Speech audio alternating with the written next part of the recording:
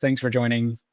This I did a space at 10 a.m. and unfortunately did not put it on record. So that was a live space and there was no playback. So I figured for everyone's benefit, I would just do this again, um, which shows you uh, how much I care about this stock and the community. So anyway, um, yeah, I wanted to just, I guess, after kind of digging a little deeper in terms of research overnight and thinking a bit more, just wanted to provide some thoughts around the spectrum rights transaction that was announced yesterday. And today we saw um, some additional details around the deal, which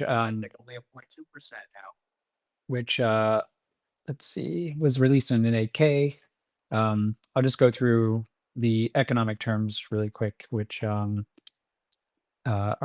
fellow account ASTS investors summarized very nicely. But yeah, so the company acquired this entity called Eliosat, which holds certain S-band ITU priority rights to MSS, which is mobile satellite services spectrum, in the range of 1980 to 2010 for uplink, and then 2170 to 2200 for downlink. And the payments associated with the deal are $26 million at closing, $10 million on the second anniversary of closing, and then $10 million on the third anniversary. Um, there's also some success-based payments, approximately 16.6 million tied to successful launch and effective service of the company's first L/S-band satellite, which is what we know or what we call mid-band satellites, which are probably going to be labeled Block 3, and then another $1.85 million payment for continuous operation of that satellite for at least 90 days. And so the company will have as its option to make this payment either in cash or in shares. And yeah, so that's the basic outline of the economics of the deal. So why is this deal important, and what is the company trying to accomplish? And does the market actually understand what this is? I think yesterday there was quite a bit of confusion, understandably so, just given how these the regulatory process is somewhat esoteric in nature, and people without a background in it, which includes myself, it takes quite a bit to fully understand what exactly the company is doing here and then what it actually means. Sorry, I'm just taking a sip of coffee here. But here are some initial thoughts, and I'm not going to purport to be an expert here, and I think importantly, the company is going to probably review some of this on Monday as they explain this transaction a bit further. But here's some initial implications of what this means, and why the company did it, and how it positions them for the future, which I think is pretty significant strategically. So I think you've seen the company at the beginning when they went public. There was a key focus on using cellular spectrum for their services, the broadband services, in partnership with MNOs. However, as part of that strategy, which they didn't initially articulate, but it's always been there, they're now making the moves to enhance that coverage and capacity with MSS spectrum. Um, and so the company now is quite, as we're on the cusp of launching satellites for service. I think now the company is building on strategic elements to enhance that initial terrestrial cellular based service with MSS spectrum and a related constellation to deploy that spectrum. Legato was the first step of this process where the company was able to secure the rights for Legato for 80 years. This is the biggest piece of unutilized L-band spectrum that covers the most profitable market in the world, which is the United States and also Canada. And so this transaction yesterday was an important piece in executing on the strategy of basically consolidating L-band and S-band spectrum globally. The reason why this is important is that the company was able to buy this entity that has priority spectrum rights. It doesn't come with any associated spectrum. So, to the extent people think like, they bought spectrum, that's not what this is. It gives them priority. And so it allows them to then go around the world's regulators and go procure spectrum. And so what I mean by that is imagine if your line in priority was, if you're a new startup company and you wanted to try to procure some S-band spectrum, you might make a filing with the ITU. Then you find out you're like 25th in line. What this does is basically moves the company up to third in line and globally. And so what that means is, I've seen some speculation out there. I believe EchoStar is number one in priority, and then you've got OmniSpace, which is number two, and then this puts the company at number three in terms of priority with regulators around the world. That being said, like if you have priority with the ITU, it doesn't mean necessarily that you're going to get, a spectrum license from any given country, but it's an important piece of the puzzle because you need to have um, ITU priority and harmonization, right? So if you're in that order of priority, then you're able to go around to countries around the world and say, "Hey, I want to procure a license, and by the way, I'm going to be operating in this spectrum band in other countries as well." Because obviously, you don't want one company to have just a license in a given country, and then they don't have license in another. And I'll talk a bit more about what the financial impact is and the impact of the ability to deliver service. But what this does is that you know today the U.S. and Europe have already allocated their S-band spectrum. Although importantly, Europe is going to go through a process where they are going to renew licenses in 2027. But what this does is it basically positions the company with regulators to go procure spectrum globally, and that's for a majority of the world. And so right now, MSS spectrum overall is pretty much a backwater. It's not really used. And as I've discussed in previous, calls, spectrum does have value if you actually are able to obtain the rights and you own the rights to the spectrum. But then there's also a very large economic cost associated with deploying the infrastructure that allows you to then utilize that spectrum. And so, for example, Charlie Ergen found out, I mean, he knew this already, but when he purchased a bunch of spectrum out of bankruptcy from TerreStar and DBSD, and then won spectrum auction, that doing so with and getting approval from the FCC required also that he build out a terrestrial network to utilize that spectrum, either build it by certain milestones or it's going to be taken back, which that's kind of the prospect that he's facing right now. But right now, as it stands globally, S-band spectrum is underutilized. It's as I mentioned, it's a backwater, and so right now there's a unique opportunity for operators to go and procure that spectrum, and having a top position in terms of your priority rights is very important to basically kick off those discussions, and it also shows like your seriousness.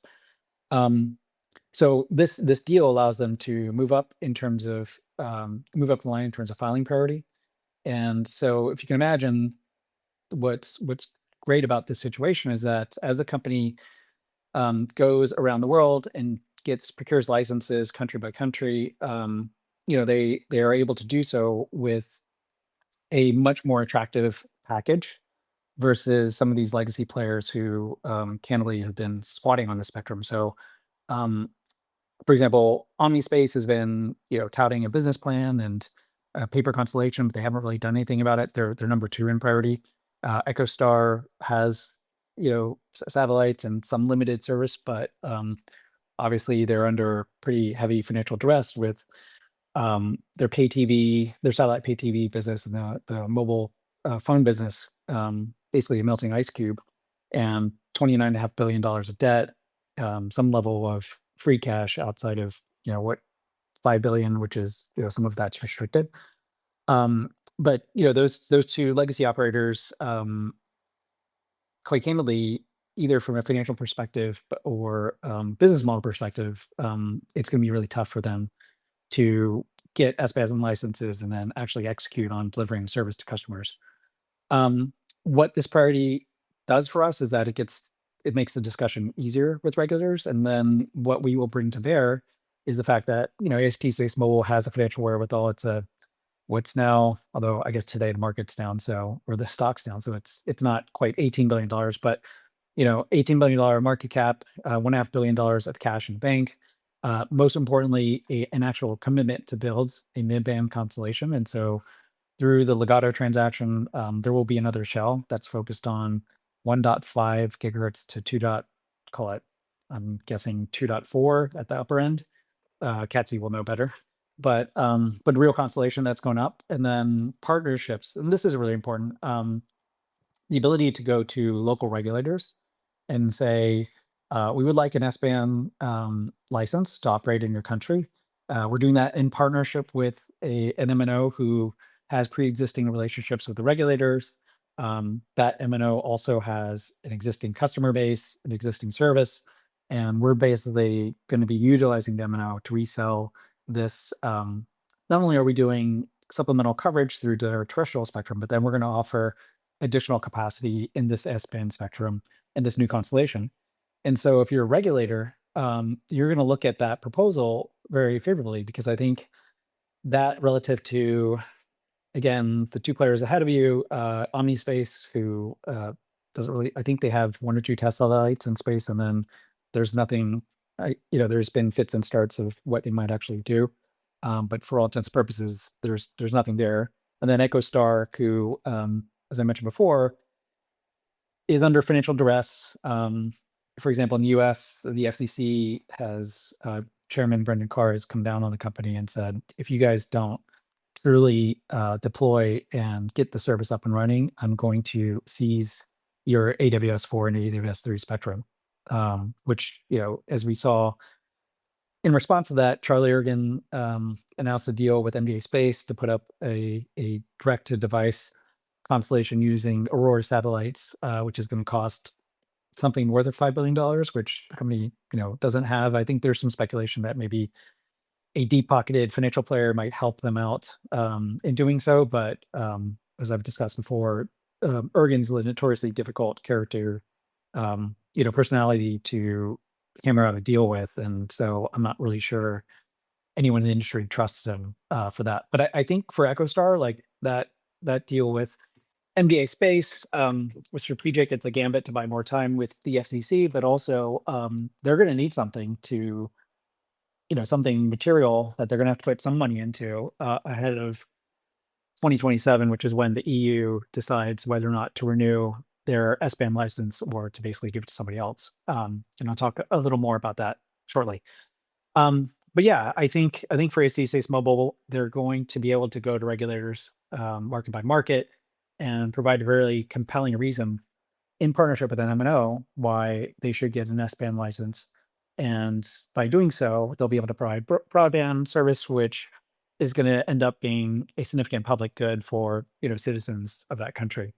The other thing to keep in mind is that these things aren't fixed, so it's not that the company said they could get up to 30 by 30 megahertz of capacity, so uplink and downlink. However, a local regulator might decide they might split it up, so it might be 10 by 10 or 15 by 15 or 5 by 5, and they might give it to a few different players. Which, again, it's going to matter, like what's the quality of the applicant for that S-band spectrum. And so I think that's important to keep in mind. Going back to Europe, I think the joint venture with Vodafone, Satco JV, that was the first initial step, and this is kind of the second step. And then third step is going to the regulators and actually getting the licenses, which will be in 2027. I think if you can imagine, EchoStar is going to go to the EU and say, "Hey, we want to renew our licenses," and the EU is going to say, "Well, I don't really see you guys utilizing the spectrum. Why should I give you a renewal versus?" So there's kind of two competing things that could be coming to market for Europe. One is Iris, which is the EU is proposing some homegrown solution to put up their own direct-to-device network, which is going to cost north of $10 billion. And I think the market, rightly so, is quite skeptical of how that's possibly going to come to market, and because it's going to be um, operated by bureaucrats. Like, what are the delays? And obviously, space is hard, as we all know, clearly. But it's unclear if Europe, being so many generations behind in terms of this technology, how can they catch up? But the other important player is going to be Vodafone in joint venture with AST Space Mobile. So Satco JV is going to go to the European regulators and say we want to apply for S-band license. We have priority. And in addition to Vodafone, by that time, I think, as you guys will recall, companies said they've already gotten interest from MNOs who cover 22 countries in the European market. So I'm guessing that's Orange and a few other key players in Europe. They're going to be able to go to Europe and say, "Hey, look, we've got a European majority-owned JV. We want to apply for this license." The reason why it's important is that the service that we're going to do, first of all, the terrestrial service, that's going to be important, and it's going to allow us to provide additional coverage and capacity for, and this is the cellular service for dead spots. But then, if you give us the S-band license, we're going to add another up to 30 megahertz by 30 megahertz of broadband capacity of coverage everywhere, right? And so, not only just capacity on top of the traditional cellular network, but this thing is going to go across borders. There's not going to be any coordination problems or issues.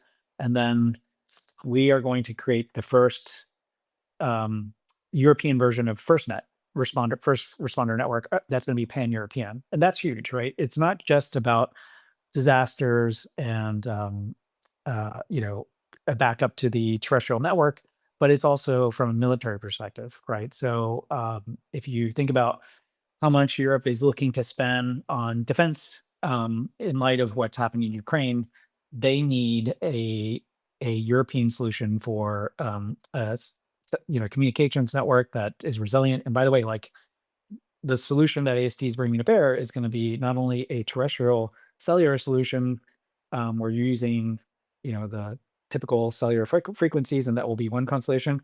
It will be a second constellation that's going to be focused on mid-band spectrum, which will include S-band as well. And so the interesting things about Europe is that, and this is, I talked about this in the earlier space. Um, One of the hindrances for Starlink is that their direct-to-device service, they can't put down fixed cell beams, and their beams are always constantly moving. And that's why I think you're seeing some issues around Starlink being able to provide service in Europe.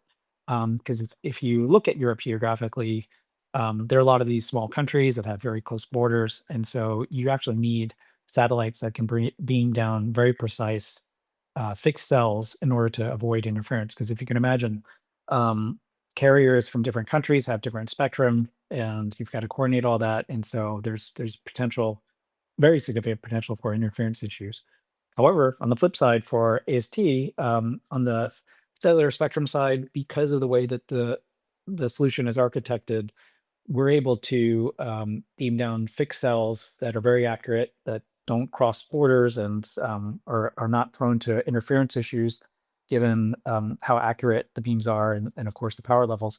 And so that's just on the cellular side. And then if you can imagine layering on top of that cake of spectrum, up to 60 megahertz of S-band spectrum that actually doesn't have to worry about borders, that is actually just going to blanket all of Europe. That's a true game changer, right? So then for Europe, they're going to be able to have a first that type of solution. Let's say, um, just thinking back, like in Spain, when there were those floods, unfortunately, like, a lot of people passed away. I think it was like 2 years ago or a year ago, and the cellular networks were down, and everybody was in the dark, which was a huge national disaster. AST will be able to light up the cellular spectrum and provide service to people. And then on top of that, if once they get S-band spectrum there, they'll be able to provide additional connectivity to those victims, but also, more importantly, first responders who need that communications channel that's going to be, broadband, where they can take pictures, videos, and they can communicate with victims. And so that's really a game changer. And then again, as I mentioned before, the military side, where having contiguous spectrum across all of Europe, I think is going to be important when you're thinking about defense capabilities, whether it's drones, keeping track of military assets, directing warfighters, missiles. Maybe there'll be a European version of Golden Dome. Who knows? But that's why S-band is important in Europe. And then on the flip side, like if you look at Japan, and you've got Rakuten there, my guess is that this is going to be a first step where, and we've speculated this before, but I think Rakuten will probably form a SATCO joint venture with AST to provide satellite service based off of S-band spectrum in Japan. They'll go to regulators, and the pitch will be, "Hey, we're going to provide additional broadband services, and by the way, as the fourth largest Japanese carrier, it's going to give us a key competitive advantage, and we're going to be able to then compete more effectively because we have more capacity and service will be better, and the market is, as always, is better with 4 competitors than 3, because like once you start getting to 3, then you know there tends to be oligopolistic behaviors. But more importantly, I think the carrot for regulators in Japan will be that Rakuten is going to say to them, hey, if we can get this S-band license for AST Space Mobile's Block 3 Bluebirds, then what we will do is also create Japan's, an equivalent of FirstNet here. And as we all know, like in Japan, unfortunately, beautiful country, but positioned in such an area where they are exposed to a lot of natural disasters, whether that's earthquakes, tsunamis, and the like. And so having a backup network that is always on is broadband and can serve first responders, but also victims, is going to be highly critical and important. And I think probably for the government of Japan, a first priority, as it should be in any country around the world. And so I think that's going to be part of the pitch. And one of the cool things about AC Space Mobile is that we already have a partnership and we already work with this entity called FirstNet in the US, which is the first of its kind, and also AT&T, who is the key enabling technology of that. And so, um, as people say, like in the world of wireless telecom and communications, like everybody kind of follows the US's lead. I think AST, by having done all the work with FirstNet around push to talk, a preemption, all those things, like that all becomes a very important information and skill set to then leverage to create similar services in other markets. And by the way, this is not something that like FirstNet, it's like, hey, we're going to develop this stuff and then it's all proprietary. We're going to keep it. First responders on the public side, they are more than happy, and it's part of their MO, right? They're there to share best practices and technology. And so um, I think having FirstNet in the US is going to be a key competitive advantage for AST and whatever local MNO partner that they're working with or joint venture in order to deploy similar types of services in other countries around the world, other regions, however you want to define it. Um, but yeah, I think the other thing that's important is that for fully developed regulatory markets, regulators oftentimes will um, make their own decisions after very careful deliberations. But the other thing to keep in mind is that for a lot of these other markets that aren't as developed, they typically do follow ITU rulings and licenses and coordination. And so I think just having a higher priority is going to be important again for AST to start those discussions in order to procure licenses. And so I think it's important to understand that taking a step back, that and I was, you know, when I was speaking yesterday, I hope people didn't take it the wrong way, but a lot of these licenses have not been granted, and there's no economics behind them, meaning the company will go to the regulators, ask for license, and show why it deserves a license, and then it will get a license granted. There's not going to be, it's not like terrestrial spectrum where there's an auction and you have to go buy spectrum. And so where the company could do spectrum type of transactions is if there is a license holder of spectrum that perhaps isn't using it as, and perhaps, in order to get speed to market, the company might, purchase that spectrum. And I'm guessing, maybe in the past there have been some discussions with Omnispace and EchoStar, but I think with this transaction, I think the company can kind of conveniently go around that and just have conversations with regulators in markets where they want access, and they're going to provide a compelling case to get that access. Um, so taking a step back, I think it's important to understand that the company is now kind of shifting part of its approach in not just only leveraging existing cellular spectrum of carriers, but also providing bringing its own spectrum, which would be MSS spectrum, L-band and S-band, to the table, which then helps enhance the value in terms of the partnership that it brings to MNOs, and also in the regulators' eyes, helps put some of this unused spectrum to good use. Which, as you guys have seen in the U.S., where FCC Chairman Carr has talked about, unleashing spectrum and innovation and connectivity in the U.S.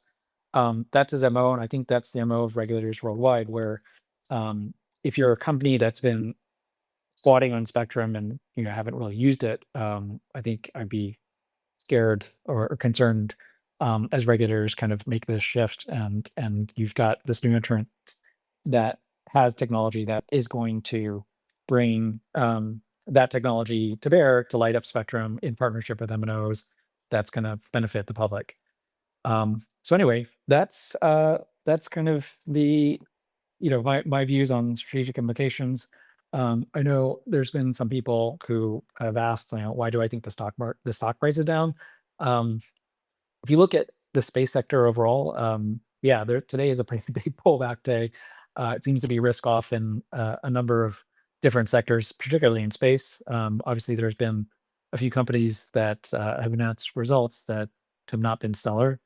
Actually, that's an understatement. Have announced pretty bad results. So I think you're just seeing some level of beta in the sector, and I think we'll see this coming Monday, an update from the company that's going to be pretty chock full of strategic updates, and obviously an update on production and launch, which I think everybody is keenly waiting with bated breath here. And I do think, as I mentioned before, I think we might actually see a US based Cape Canaveral launch much earlier than perhaps Israel. Um, but we'll see. Um, anyway, I hope that's helpful.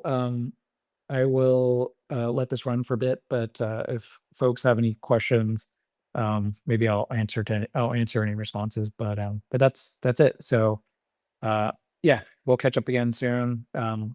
As always, Kook will have a space on Sunday night, and then we've got the quarterly update on Monday after the close, which I'm pretty excited about. So anyway, thanks everyone for joining, and we'll talk again later.